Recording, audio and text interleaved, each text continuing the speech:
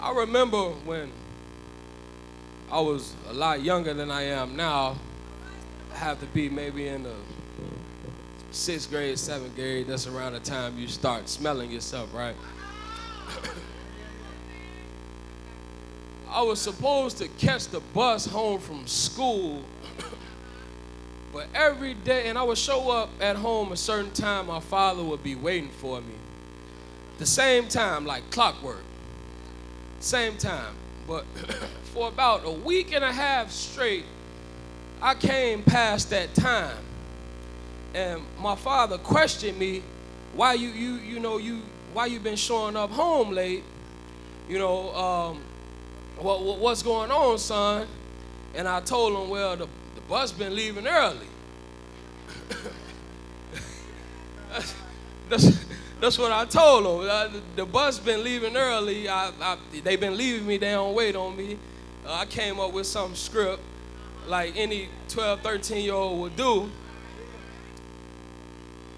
But see, the truth was, I was trying to walk a certain young lady home that was making me late to get home.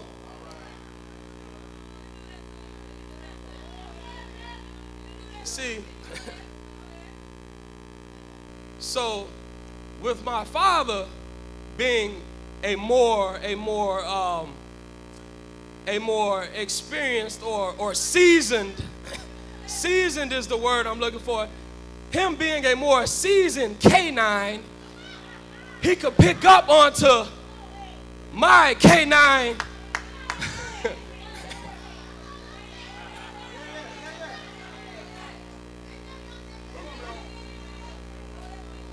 See, I had mama fooled, but it takes one to know one, because he was a dog. He could pick up on a young puppy trying to become a dog.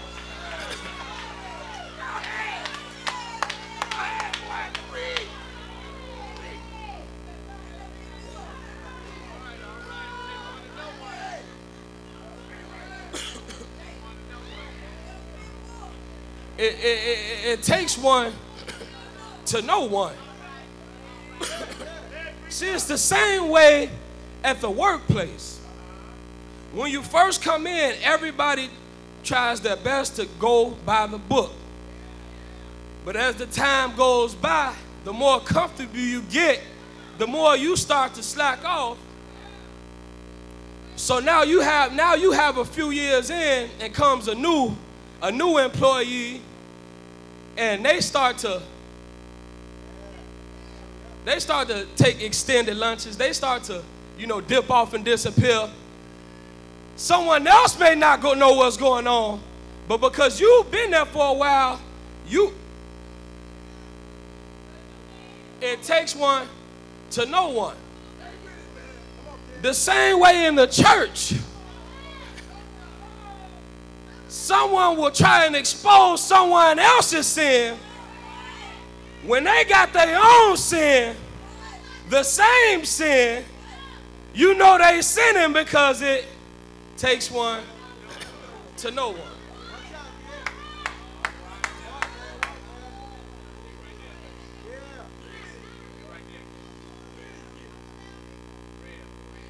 The text opens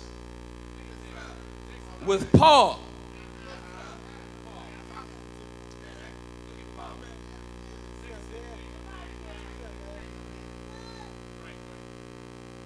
God touched the heart of Paul to encourage young Timothy.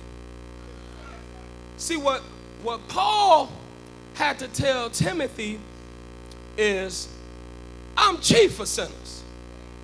See, before I was Paul, I was Saul.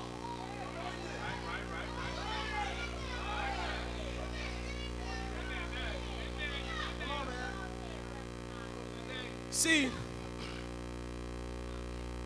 I can relate to a whoremonger because it takes one to know one. I can relate to a whore because it takes one to know one. I can relate to a deceiver because it takes one to know one. I can relate to a habitual liar because it takes one to know one. I can relate to a selfish individual because it takes one to know one.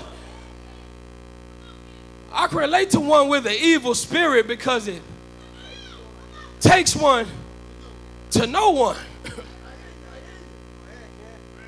So with Paul acknowledging his history of Saul, he said, Timothy, it takes one to know one. See, but the thing is, the more you're messed up when you come to Christ, the better. Because God wants to use you to prove to somebody else that he can heal the most sickest individual, that he can fix the most broken individual, that he can cure the most messed up man. God just wants to use you an example to show somebody else that you can make it, that you can be saved, that you don't have to live a life of sin, that there is a better way, that there is hope, that there is a way out, that you don't have to be doing what you're doing, that you don't have to be living how you're living, that you don't have to do what the world does.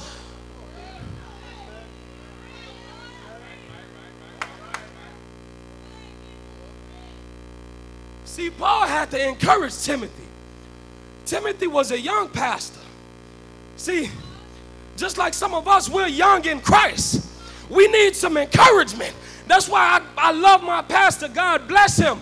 He said for our new year, he said, encourage each other in 2017. Don't put each other down in 2017. Don't expose each other's faults in 2017. Lift each other up in 2017. Don't cause division in 2017.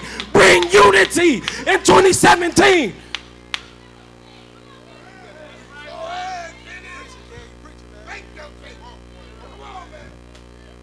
Don't worry about what the brother's not doing, sisters. Encourage us in 2017. Strengthen us in 2017.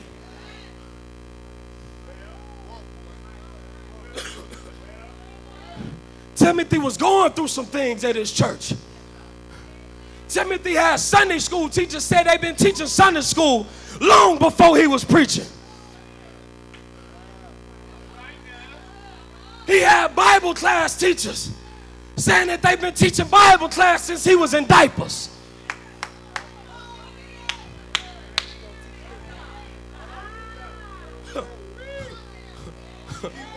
What Timothy know?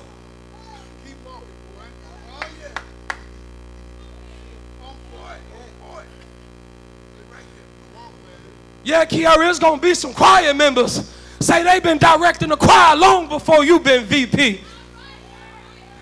But I'm here to encourage you in 2017.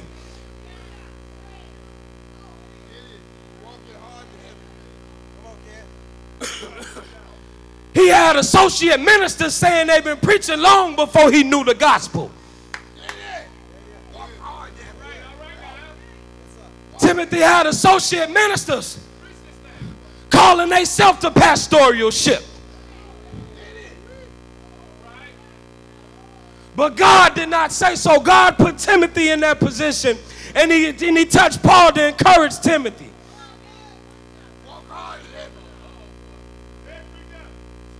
Paul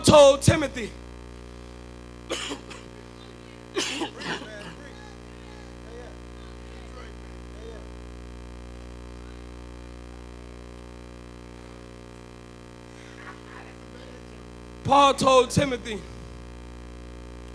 Christ came to save all sinners, of whom I am chief. Timothy, you first got to acknowledge who you are before you help anyone else. You have to acknowledge what you are before you are to encourage anyone else.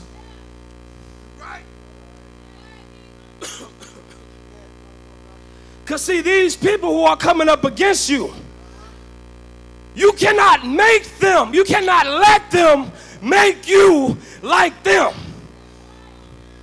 These people are full of hell.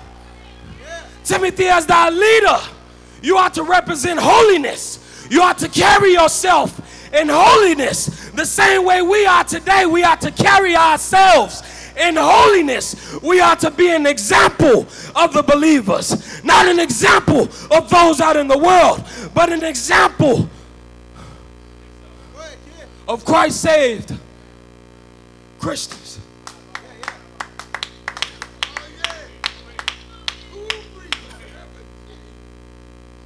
See, these people,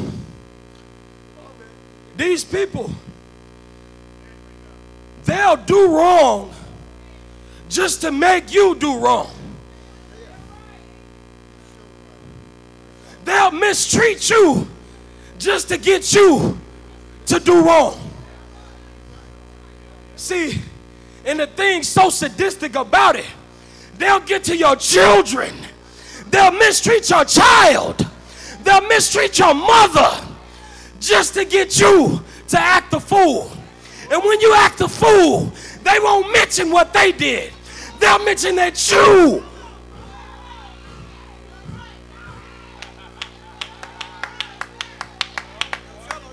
They'll mention that you, Dion, did wrong. They won't mention what they did. It's the fact that you did wrong. That's why Paul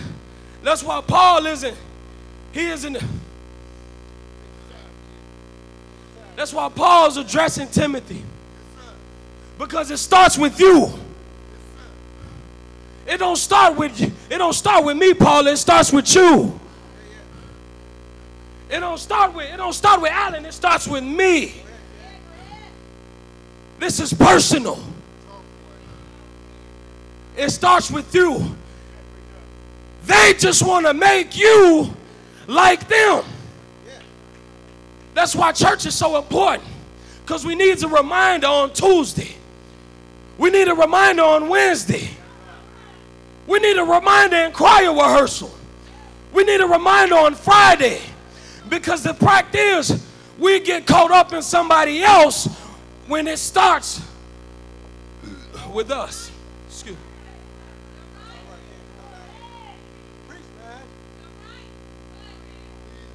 But see,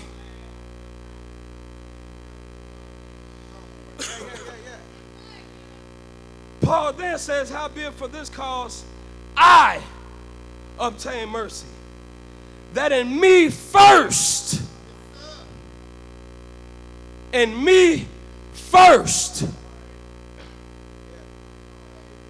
Jesus Christ might show forth all long suffering for a pattern to them which should thereafter believe on him to have everlasting life.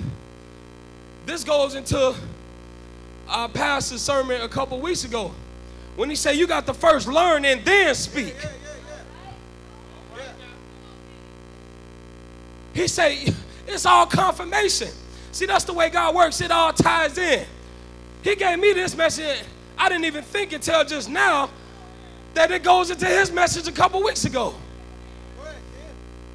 And you first, and then a pattern. So once you've been helped, once you've received some Jesus, once you've been built up, once you've been strengthened, once you've been encouraged, and then it goes on to a pattern. So once I've been picked up, I can pick him up. Then once he's been picked up, he can pick him up. Once he's been picked up, he can pick him up. And so forth, and so forth, and so forth, for a pattern.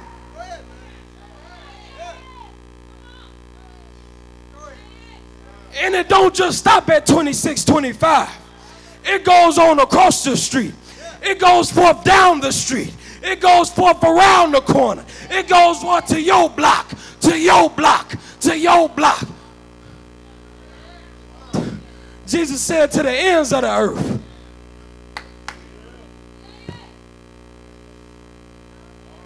So, further down, Timothy, Paul says, this charge I commend to thee, son Timothy, according to the prophecies which went before thee, and thou mightest war a good warfare.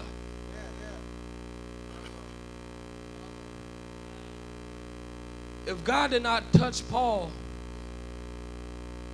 to encourage Timothy, Timothy just might not have made it.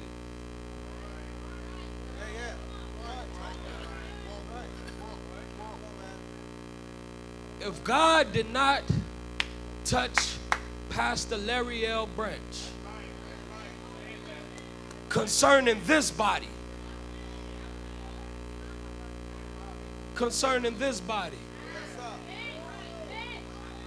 I just might not make it. We just might not make it. We ain't there yet. Ain't no might. Ain't.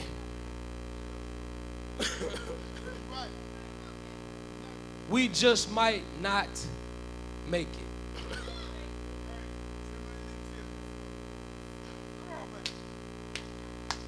See, because it's warfare. It is a war going on.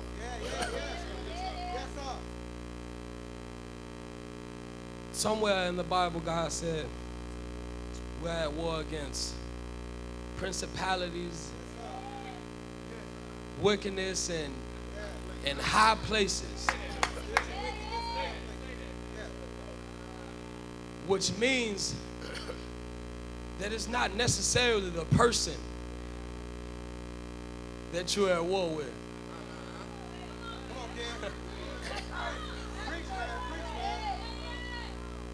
It's not necessarily the person that's coming up against you.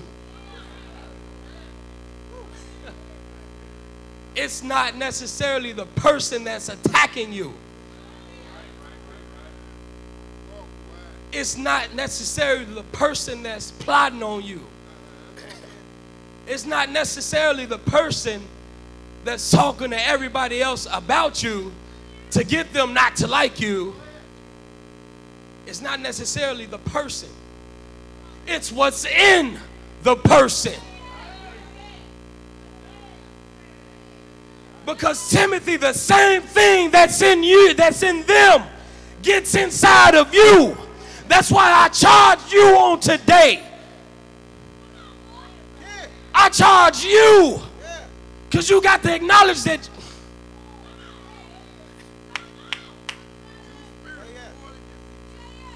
that same devil that gets into them gets into you. That same devil that tries to build up and pester inside of them does the same to you.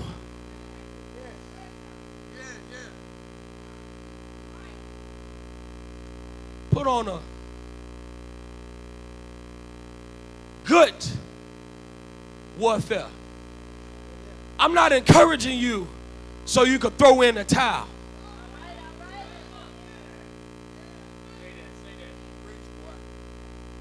I'm not encouraging you so you can allow them to make you like them. Just read your Bible. The same thing happened to Moses. God cursed Moses because he allowed the people to anger him, to make him like them. What did he do, Braxton?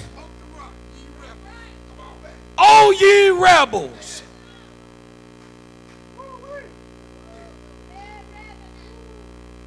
The Bible is here for us to put on a good warfare. See,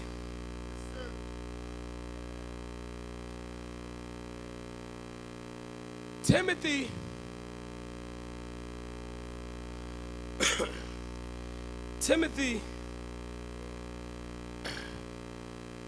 Timothy was in need of encouragement from someone like him.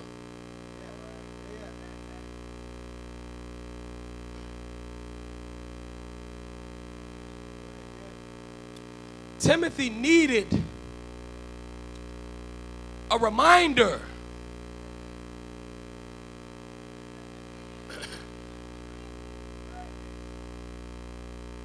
see, Timothy needed to know that it ain't all peaches and cream. A lot of pastors look at the limelight, per se, limelight of pastoralship. A lot of preachers desire that light so they can be well known, so they can be popular. But the truth is, it ain't how it looks. Hey, somebody gonna help me preach today.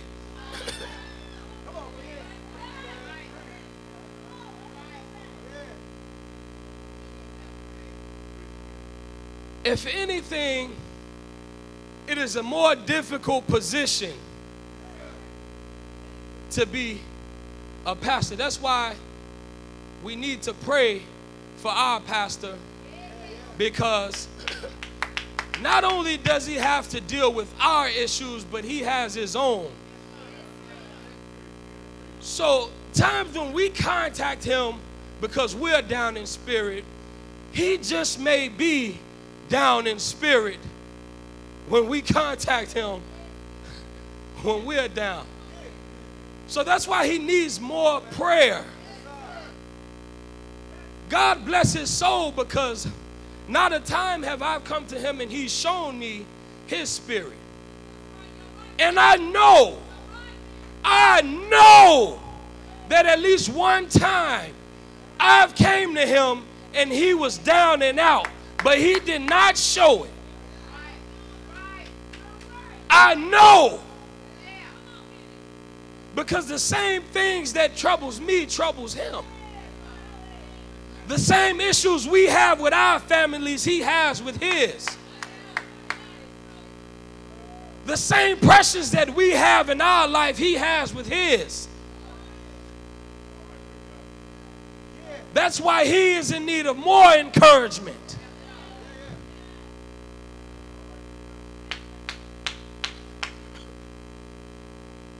Can I testify?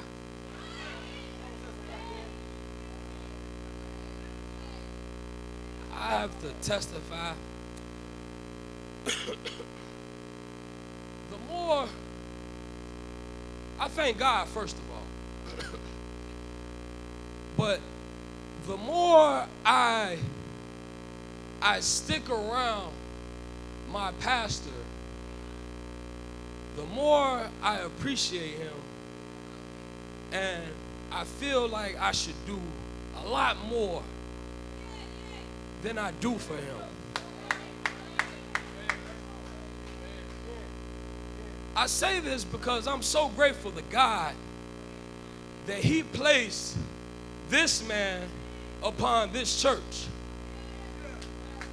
Because the truth is, he didn't have to put him here.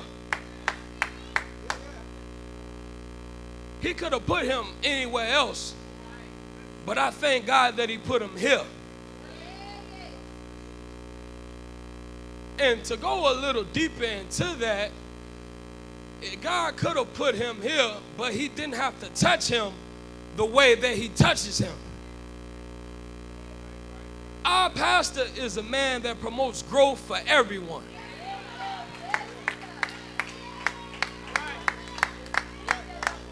Everyone.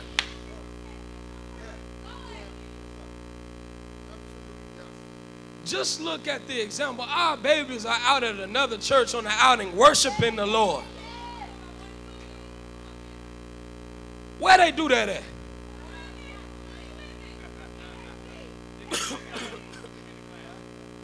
Our babies host entire services. Babies.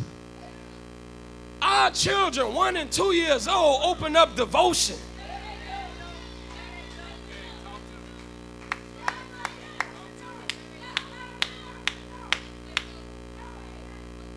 He promotes growth from the time they're born.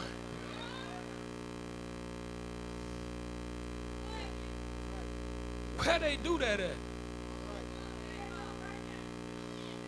See,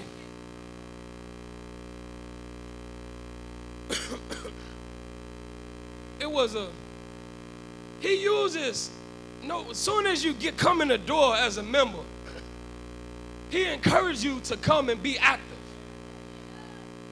to be a part of our worship service, to be a part of the body, to teach you as soon as you come in the door, even though you don't even know Christ, even when you don't even know God, he encouraged you to come and edify God at this podium.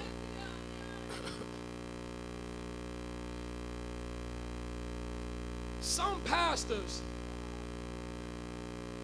he allowed each and every one of his preachers to preach. There's about 10 of us. All us preach. Some pastors don't even let his associate ministers preach. They get 15-minute sermonettes.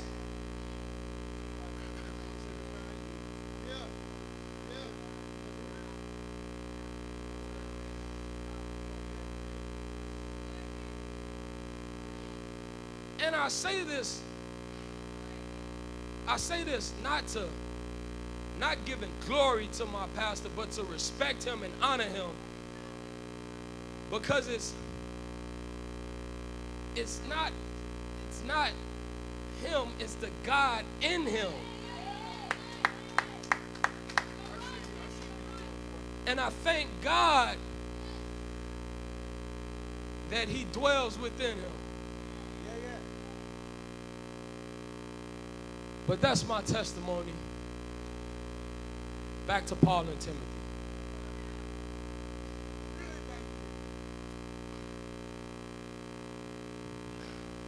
Paul had to first acknowledge to Timothy that he himself was no good.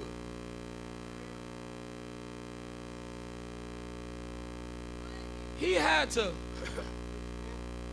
relate to Timothy that he himself was a killer of Christians. Just like some of us in here today, we in church, but we slaying Christians. We in church, but we putting down Christians. So Paul had to relate to him that Christ had to first change me in order for me to encourage you, to get you to not be like these people, to get you to pick up these people, to get you to strengthen these people. See,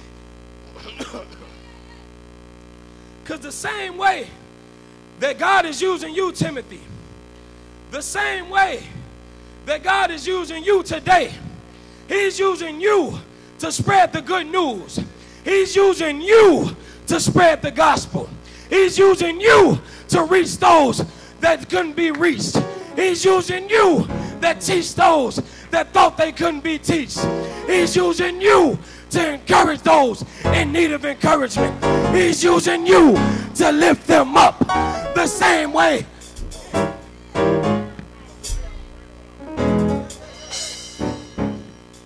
My God, he used his son to show us a perfect example of how to live Christ-like. He used his son to show us how to walk. He used his son to show us how to talk. He used his son to show us how to live a sinless life. He used his son to show us how to encourage somebody, because in spite of the way they treated him, in spite of the way they misused him, in spite of the way they abused him, in spite of the way they falsely accused him, in spite of the way they ridiculed him, in spite of the way they inappropriately arrested him, in spite of the way that they marched him from judgment hall to judgment hall, in spite of the way that they whooped him, yet he never said a mumbling word. That sets the example for Christians. No matter what you're going through, no matter what your struggles may be, no matter what your suffering may be, no matter how they may be treating you, no matter how may they be using you, no matter what they may do to you, that sets the example. Shut your mouth when you're going through what you're going through. Because it's not about you. Too many times as Christians, we go and testify about our problems. We go and testify about our problems with bills. We go and testify about how our kids are misbehaving. We go and testify about how they won't leave you alone. We go and testify about your sufferings. Shut your mouth and let God be justified. Shut your mouth and let Christ be glorified. Shut your mouth and walk that Christian walk. Shut your mouth and carry your cross the same way he did. They whooped him all night long.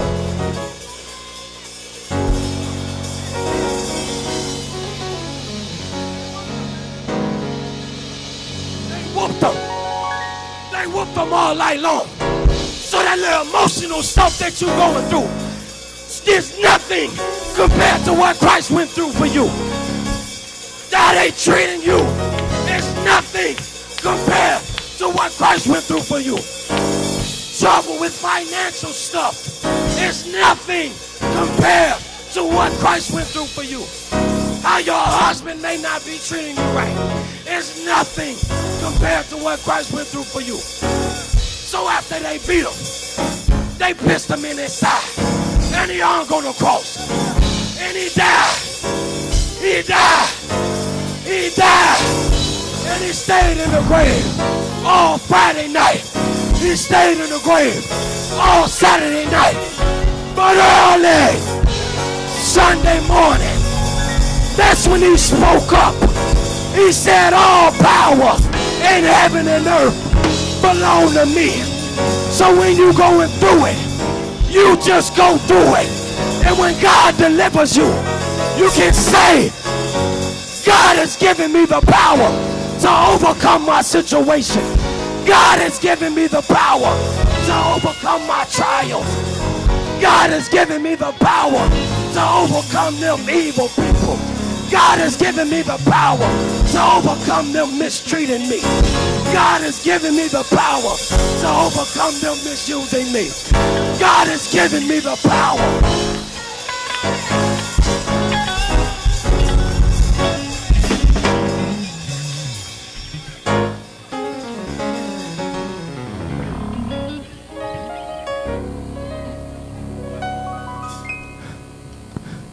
Don't go testify about your problems. Testify about your deliverance. After you've been delivered, the problems you're going through, that's the grave. Them sufferings you're going through, that's the grave. After he's risen you up out that suffering, after you've overcome those problems,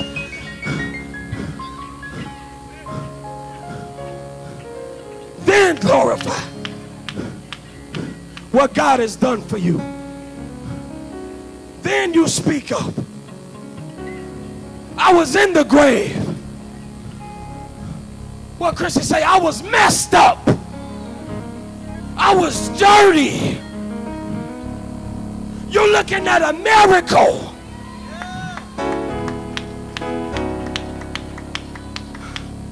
I was on my way to hell.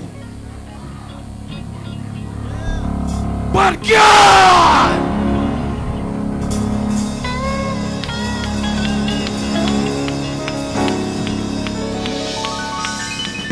God